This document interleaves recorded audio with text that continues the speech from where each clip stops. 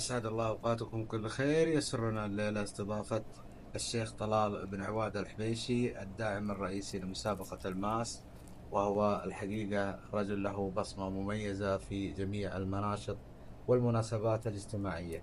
ونقول أهلا وسهلا فيك أبو عاصم. حياك الله يا أبو فهد، والحقيقة أنا سعيد بهذه الاستضافة الكريمة منكم.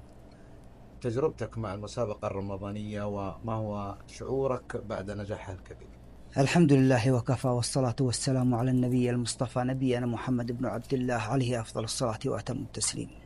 الحقيقة يا أبو فهد، قبل البداية اسمح لي أن أخرج عن سياق المقابلة قليلا لأتقدم لك بجزيل الشكر والامتنان على هذه الاستضافة الكريمة، وكذلك أن أعبر لك عن أبارك لك في هذا النجاح الكبير الذي تحقق بفضل الله.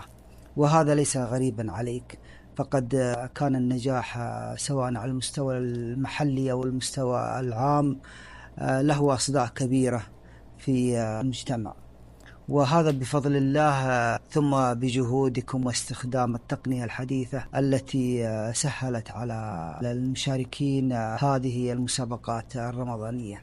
والله طبعا احنا النجاح اكيد له اسباب، ومن اسبابه وجود الدعم والداعمين امثالك يا ابو عاصم، الله يعطيك العافيه. والنجاح اكيد ينسب لك الدور الاكبر في مثل هذا النجاح. حقيقة لا يا أبو فهد، اسمح لي على المقاطعة. هل أنت كنت رجلا ناجحا قبل البداية في هذه المسابقات، والجميع يشهد لك بذلك. أنت رجلا صنعت نجاحك بنفسك، لا منة لأحد عليك، ولكن نحن كنا مشاركين معك في هذا النجاح، والفضل لله أولا ثم لكم. الله يعطيك العافيه. ما الذي دفعك لدعم مثل هذه الفعاليات، وكيف ترى تاثيرها على المجتمع؟ بالنسبة للدافع الذي دفعني لدعم هذه المسابقات، لأنها في الحقيقة تمثل ذكريات عزيزة وجميلة في نفسي. المسابقات كانت في التلفزيون السعودي، بدأت قبل أكثر من 30 سنة. كانت تسمى فوازير رمضان للكبار، وكانت تمثل لنا فرحة، وكانت المسابقات هي جزء أساسي من التلفزيون السعودي في رمضان. لذلك ذكرياتها بقيت عالقة في الأذهان وكبرت معنا حتى الآن.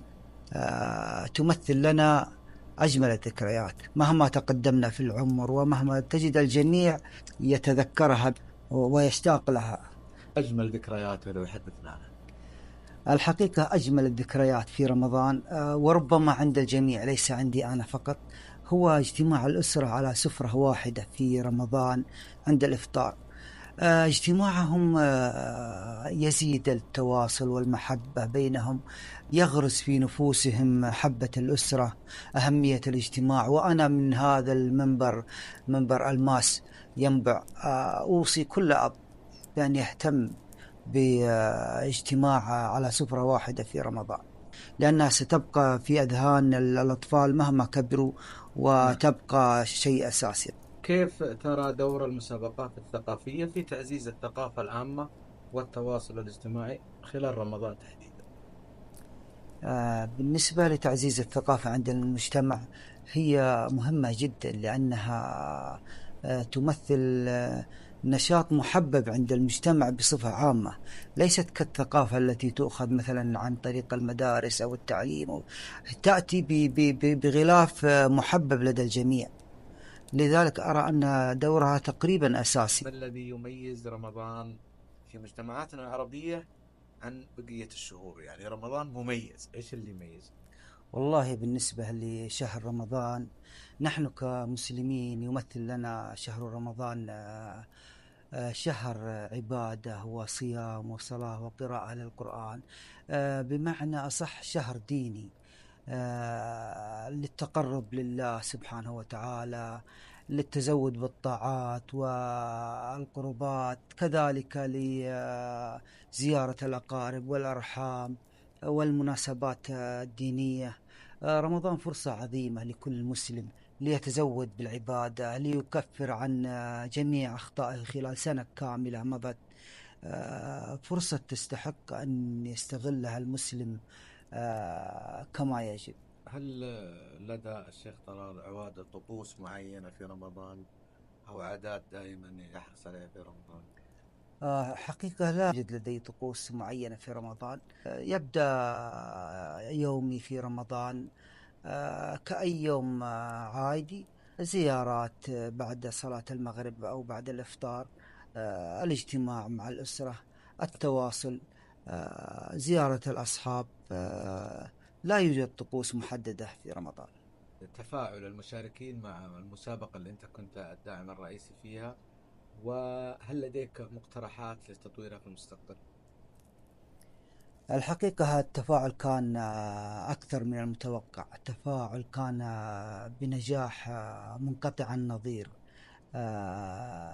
لم أكن أتخيل أن يحقق هذا، ولكن بفضل الله ثم بجهودكم أصبحت المسابقات الرمضانية على مستوى المملكة، وقد شاهدنا المشاركين من كل مكان، من المدينة، من جدة، من نجران، من الرياض، من كل مكان.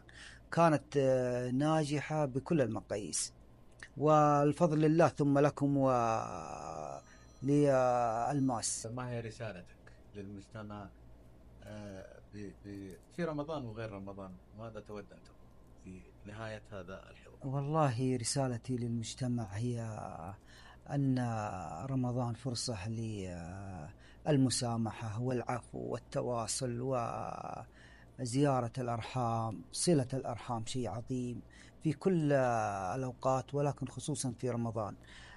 كذلك تلمس الحاجات، محتاجين، أقارب. يجب أن يشارك الإنسان كل من حوله بكل ما يستطيع. الله يعطيك العافية، وشكرا جزيلا على إتاحة هذه الفرصة لنا لإجراء مثل هذا الحوار، وبإذن الله مكملين مع بعض في المستقبل. بمثلكم وبمثل دعمكم ومساهماتكم تنجح المناشط والمناسبات، وهذا تكامل بين رجال الأعمال في المجتمع وبين أفراد المجتمع لإنتاج فعاليات مثمرة ومفيدة وتعود بالنفع على الجميع. شكرا أبو عاصم، الله يعطيك العافية. الشكر لله ثم لكم، والعفو يا أستاذي أبو فهد.